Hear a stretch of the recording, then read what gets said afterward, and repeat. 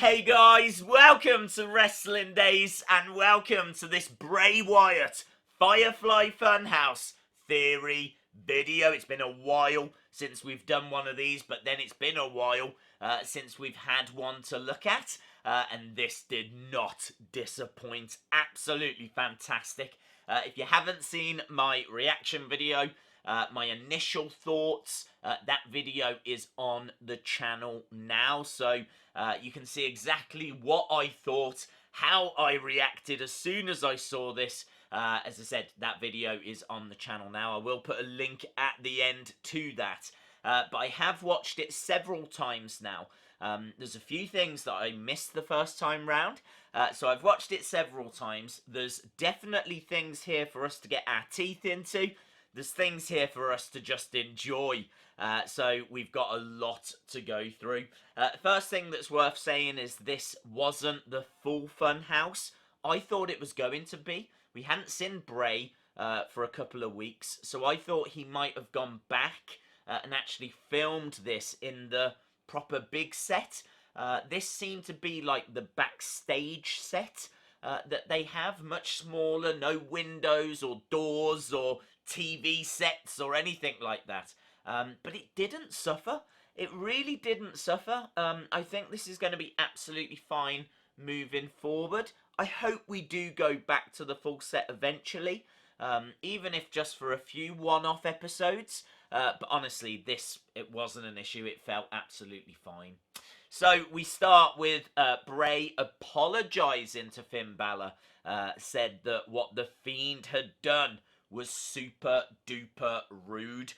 What I like about this is how he is not taking responsibility.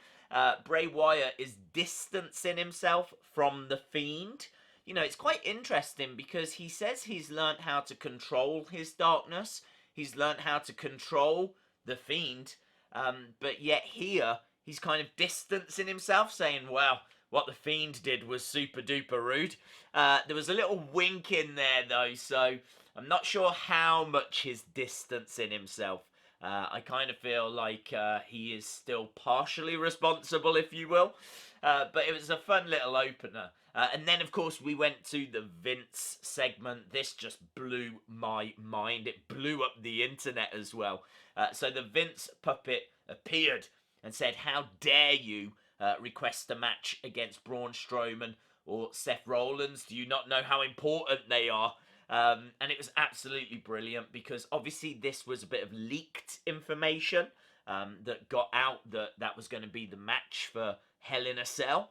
And they've spun it and created this out of that leaked information. And you just couldn't have written it any better. This is an absolute dream. So basically, Bray was like about to be fired. And he says, whoa, look what I've made, and showed off a load of money. And then there was this brilliant scene where the Vince puppet was actually sniffing. You could hear the sound of like a dog sniffing. It was like desperate for the money. Every time Bray was like waving it in front of the puppet, and then like this little arm came up and it was desperately trying to get the money.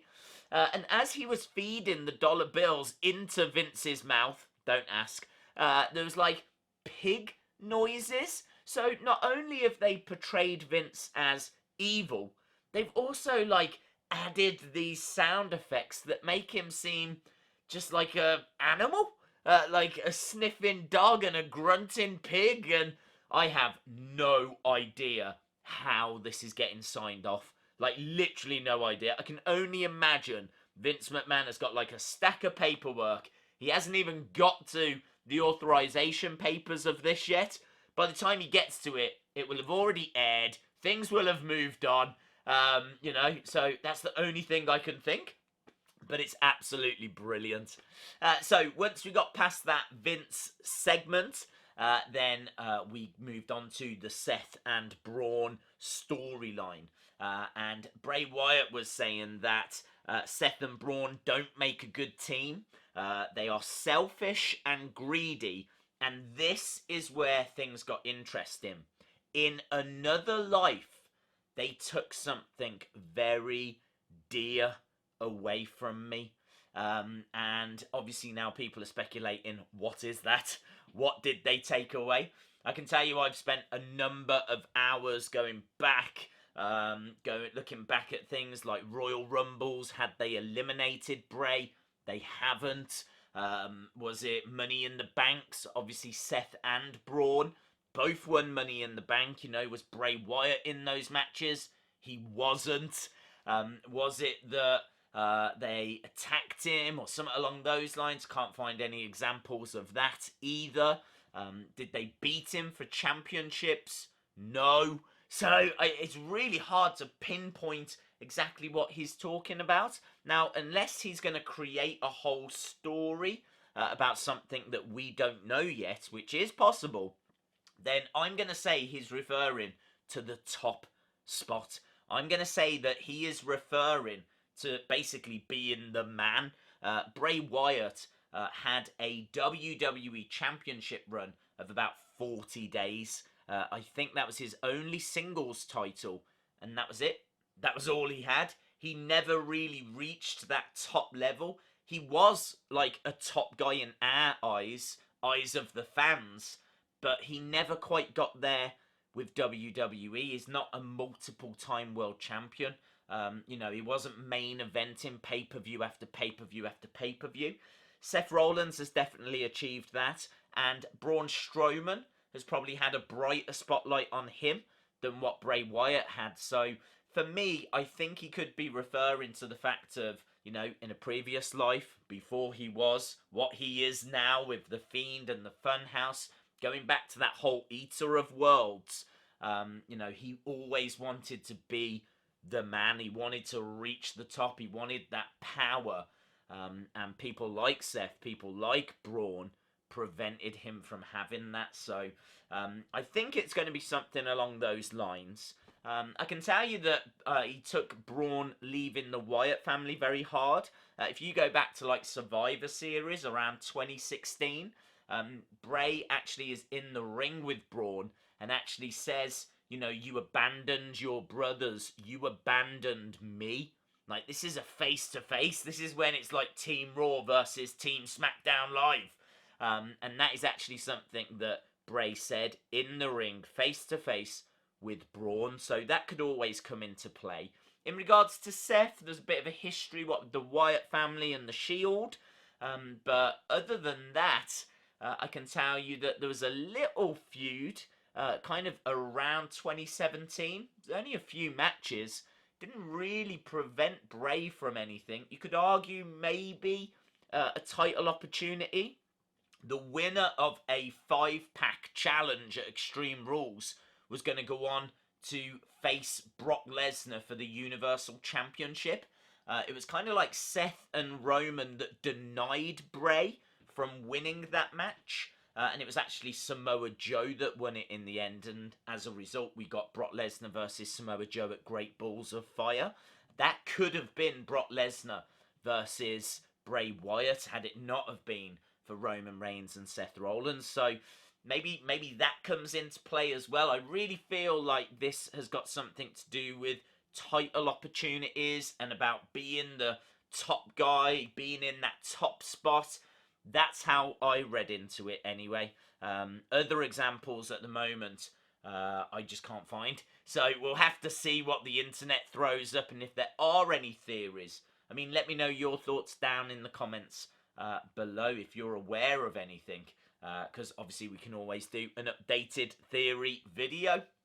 Few more things to go through. I can tell you that we transitioned to the final scene with like a devil's sign. Is it called a pentagram or something like that? That's how we transitioned. And then we had all the puppets, all of our friends. Absolutely brilliant to see them all. I can tell you that Abby the Witch was sat on a rocking chair. Little bit of a callback to the old Bray Wyatt character. We didn't get a rocking chair inside the old Fun House. So kind of noteworthy that we got it here. I think as well she might have been sat on it when we first saw that puppet, like even before the Fun House, when we saw Mercy the Buzzard for the first time. We saw Abby the Witch on a chair. I'd have to go back and double check it, but that might have been a rocking chair.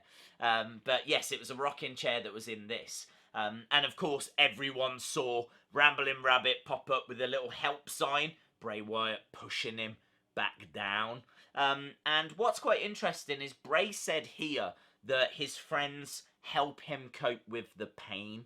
Not sure what pain he's referring to there, but there could be a theory that fits it. That theory could be that Bray Wyatt went to therapy, had puppet therapy. You can actually have puppet therapy where you use puppets to kind of help you work through your pain. So it could be that he had a Ramblin' Rabbit. It could be that he had Sister Abigail or Abby the Witch, Mercy the Buzzard, all of these different puppets, and he used those to kind of get across the pain that he's gone through in his life. Don't know if that worked because, of course, it kind of unlocked the Fiend, the darkness. It allowed Bray to now control his darkness. And as a result, it could be that the Fiend took over. It could be that Bray thought he was in control. He wasn't. And now all that's left is the Fiend. That would explain why we never see Funhouse Bray. Funhouse Bray is always in a funhouse. He's never out in the arena because he doesn't exist in the real world. It's just the Fiend now. Everything is just the Fiend.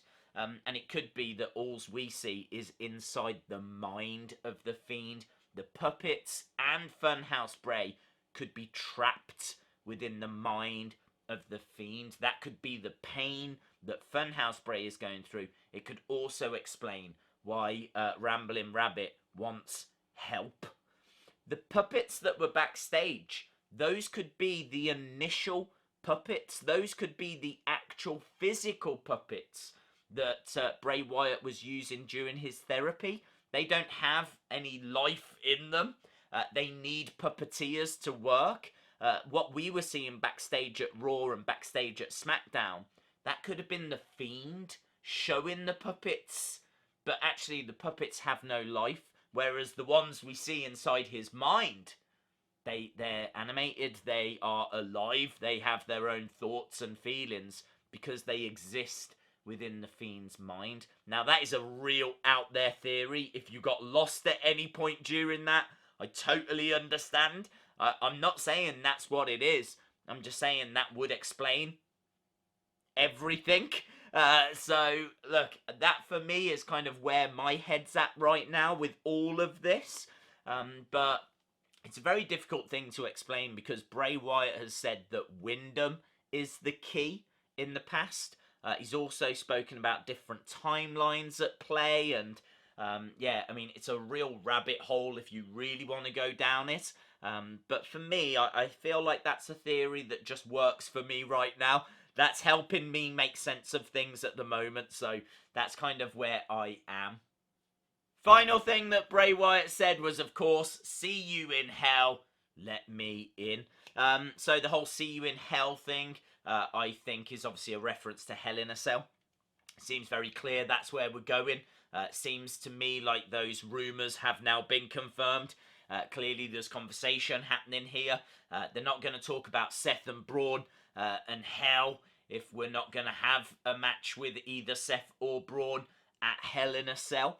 We're going to have to wait a little while. I'm not sure how we're going to get through till then. Of course, we know we've got Stone Cold next week and we've got Undertaker as well, so I'd be nervous if I was them because they could get attacked. I really like the idea that there's this contract signing between Seth and Braun, that Stone Cold is moderating, and then the lights go out, and when they come back on, Stone Cold has disappeared and been replaced by the Fiend. That way we have Braun, Seth, and the Fiend in the ring at the same time. How epic would that be? Awesome, guys. Thanks a lot for watching. If you haven't seen already, I've done a video talking about why the Fiend should be the Universal Champion. I'm seeing a lot of people saying this is too soon. I totally understand. I hear you. I felt the same. I did change my mind. And I go through it in that video. So, yeah, check that out if you haven't seen that as well. Awesome, guys. Thanks a lot for watching. And hopefully, I'll see you again next time. Bye for now.